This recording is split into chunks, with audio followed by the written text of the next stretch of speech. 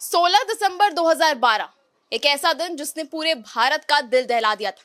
हम बात कर रहे हैं 16 दिसंबर 2012 की रात की, जिस दिन निर्भया कांड को अंजाम दिया गया था। वहीं आज भी महिलाएं शायद दिल्ली में सुरक्षित नहीं।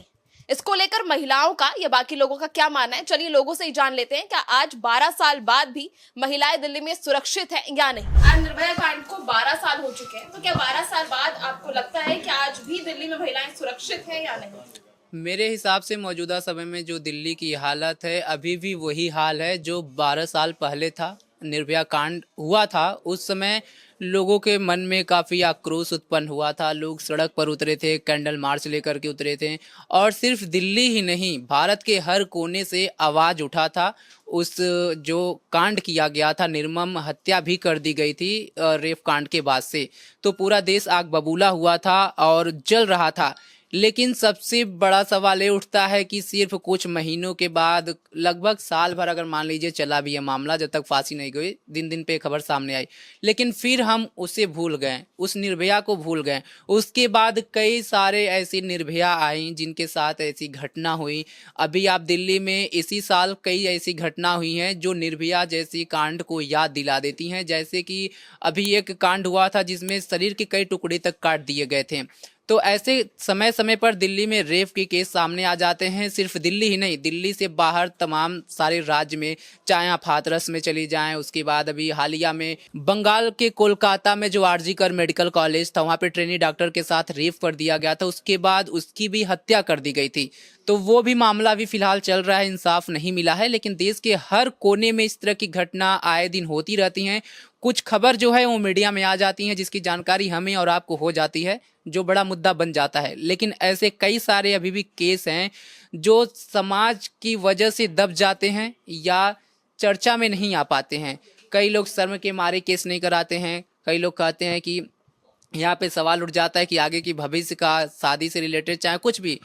तो ऐसे समाज में अभी भी लोग मौजूद हैं। लेकिन कानून व्यवस्था पर अगर सवाल उठाएं तो दिल्ली में अभी भी महफूज लड़कियां नहीं हैं। रात का कई ऐसे इलाका कि रात में अभी भी जाने से डरती हैं। तो सरकार को भी इस पे देखना होगा और आम पब्लिक को भी देखना होगा कि आम पब्लिक भी अगर पैलेस में इस तरह की घटना होती है तो उन्हें भी आगे आना चाहिए, ना कि सिर्फ मुख्य दर्शक बन के देखना चाहिए। वीडियोग्राफी करनी चाहिए, फोटो शूट करना चाहिए। इस तरह की अच्छा है कि आप अगर किसी महिला के साथ, किसी बेटी के साथ, किसी लड़की के साथ, इवन किसी गर्लफ्रेंड के साथ, जैसा भी लोग हैं, अपने हिसाब से लोग समझ सकते हैं, तो आगे आकर के बचाना चाहिए और इसके खिलाफ पुरजोर आवाज उठानी चाहिए। सत्येंद्र, आपसे ही बात की जाए आगे। आपने महिलाओं के प्रिवेंशन के लिए या केसेस के बारे में बात की। बहुत सारे केसेस हुए, अभी कंझावला का भी केस दिल्ली में होता। आपको क्या लगता है कि दिल्ली की सरकार इस पर कितना काम कर रही है? पिछले काफी सालों से आम आदमी पार्टी की सरकार है, तो वो कितना कारगर है इस पर? सरकार अपने तरफ से तो काम कर रही है, लेकिन यही सरकार, अगर हम निर्भया कांड की ही बात करें तो जो वहाँ पे नाबालिग यहाँ पे था, तो यही दिल्ली सरकार, आम आदमी पार्टी की सरकार, उस नाबालिग जो दोषी था उसको मशीन देने का काम किया था। तो सरकार क्या सही किया था? अगर हम देखा जाए कि इस तरह के केस में जो नाबालिग आते हैं उनको ज़्यादा छूट सरकार की तरफ से, कोर्ट की तरफ से दी जाती है।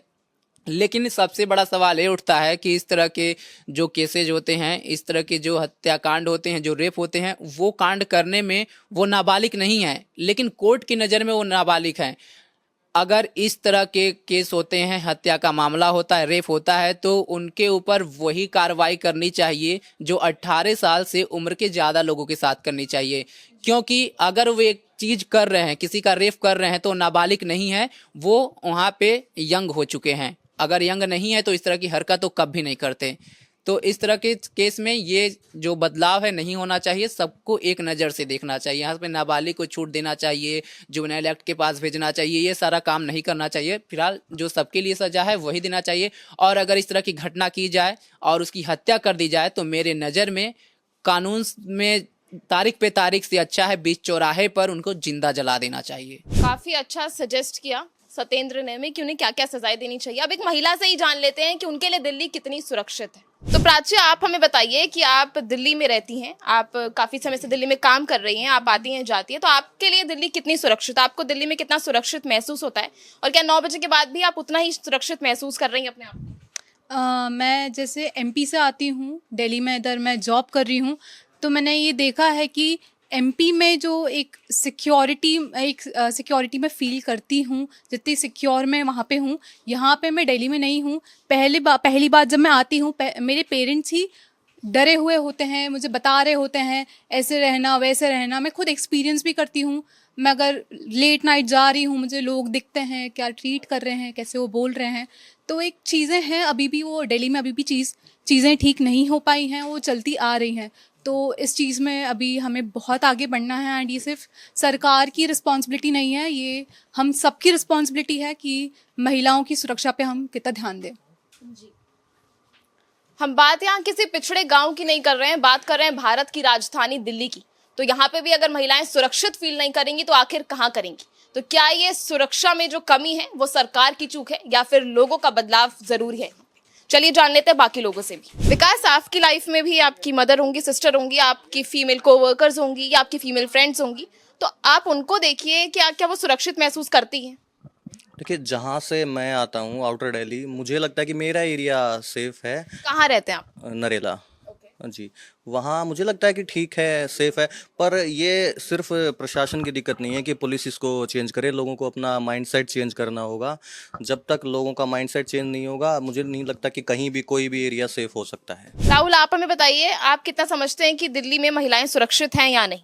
देखो, अभी कुछ समय पहले विश्व बैंक की एक रिपोर्ट आई थी जिसमें उसने चौंकाने वाले खुलासे किए थे कि दिल्ली के अंदर लगभग में 88% महिलाओं के साथ जहाँ वो काम करती हैं या असुरक्षित इलाकों में या बस स्टैंड पे या कहीं भी मतलब घूमती हैं, तो 88% महिलाओं के साथ में उत्पीड़न होता है। सरकारें जैसे बेटी बचाओ बेटी पढ़ाओ का नारा दिया, लेकिन अगर इसके ठीक विपरीत हम देखें, चाहे उत्तर प्रदेश हो, चाहे मध्य प्रदेश हो, चाहे हरियाणा हो, तो खुद चाहे मैं यहाँ किसी पार्टी को नहीं ब्लेम करूँगा, वो चाहे सत्ता पक्ष हो या विपक्ष हो, इन दोनों में देखा गया है कि इनके खुद ही नेताओं के द्वारा महिलाओं का उत्पीड़न किया जाता रहा है।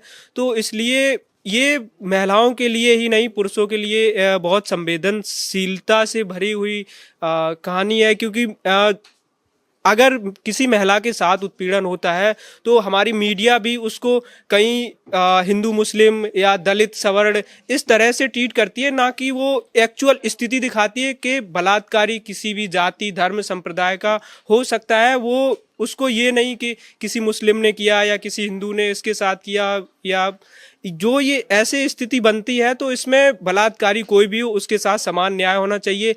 जबकि देखा ये जाता है कि अगर बलात्कारी का किसी भी तरह से किसी सत्ता पक्ष के व्यक्ति से संपर्क है तो उसको बचाने का प्रयास किया जाता है, और यहाँ पे प्रशासन तटस्थ नहीं रहता है, वो उदासीनता अपनी दिखाता है। सारी पार्टियों को अपनी मैनिफेस्टो में महिला सुरक्षा और महिला अधिकारों के लेके जनता के बीच में जाना चाहिए और एक ये चुनावी मुद्दा बनना चाहिए।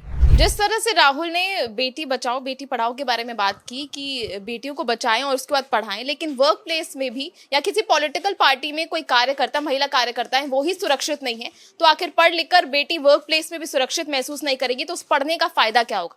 चलिए और भी जान लेते हैं महिलाओं से। आप भी एक संस्था में काम कर रही हैं, आप आती हैं जाती हैं और शिफ्ट का कोई पता नहीं होता है, क्योंकि मीडिया ऑर्गेनाइजेशन में शिफ्ट का कोई टाइमिंग्स नहीं होते, कोई फिक्स टाइमिंग्स नहीं होते। तो आप दिल्ली में कितना सुरक्षित महसूस कर रहे हैं? अगर मैं बोलूँ कि अगर मैं देर रात बाहर हूँ घर से तो शायद मैं अपने आप को सुरक्षित महसूस नहीं करती। और जहाँ तक मुझे ऐसा लगता है, क्योंकि आजकल की लड़कियाँ चाहे जितनी पढ़ लिख जाएं, पर रही बात सेफ्टी की, अगर वो देर रात घर से पहले बाहर निकलती हैं तो वो 10 बार सोचेंगी कि मैं अगर सेफ हूँ तभी घर से बाहर जाऊँ, वरना मैं ना जाऊँ।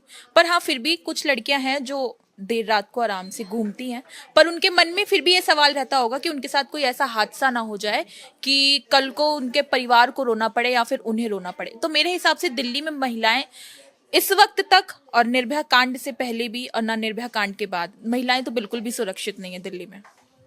एक और बात की जाए, लड़कियों के कपड़ों पे काफी ज्यादा उंगलियां उठाई जाती हैं कि जो, हालांकि रेप जो है वो छोटी सी बच्ची का भी होता है, बूढ़ी औरत का भी होता है, यहाँ तक कि आजकल तो जानवरों का भी होने लगा है। तो क्या जानवर भी कपड़े पहन के घूमे, सूट सलवार या साड़ी पहन के घूमे? तो इस पर आपका क्या कहना है? क्या महिलाओं के कपड़े जो हैं वो एक कारण है? मैं इस चीज को बिल्कुल भी मानती ही नहीं हूँ कि अगर कपड़े छोटे हैं तभी रेप हुआ। क्यों, जो कोलकाता में जो हुआ उस डॉक्टर के साथ, तो क्या उसके कपड़े थोड़ी छोटे थे? वो तो अपनी ड्यूटी पर थी, फिर भी उसके साथ ऐसा हादसा हुआ। तो हम इस चीज़, अगर लोग ऐसा सोचते हैं कि कपड़ों से रेप होता है तो उनकी मेंटालिटी बहुत ज़्यादा गंदी है।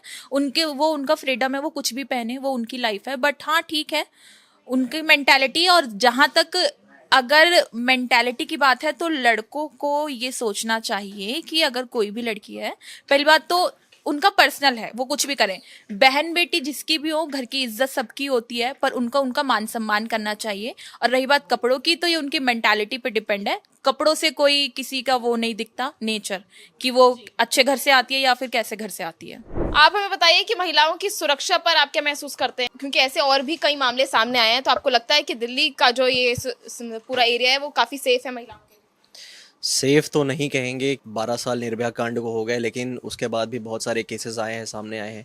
तो इस टाइम अभी सेफ तो नहीं है। महिलाओं की जो सुरक्षा है, क्या आपको लगता है कि महिलाओं की सुरक्षा में कोई कानून या नियम चेंज करने चाहिए या कोई नया नियम लाना चाहिए जिससे महिलाएं काफी सेफ महसूस करें? कानून नियम तो बहुत बने हुए हैं, बात यह है कि उन्हें पालन करना चाहिए। कोई भी कानून को सीरियस नहीं लेता।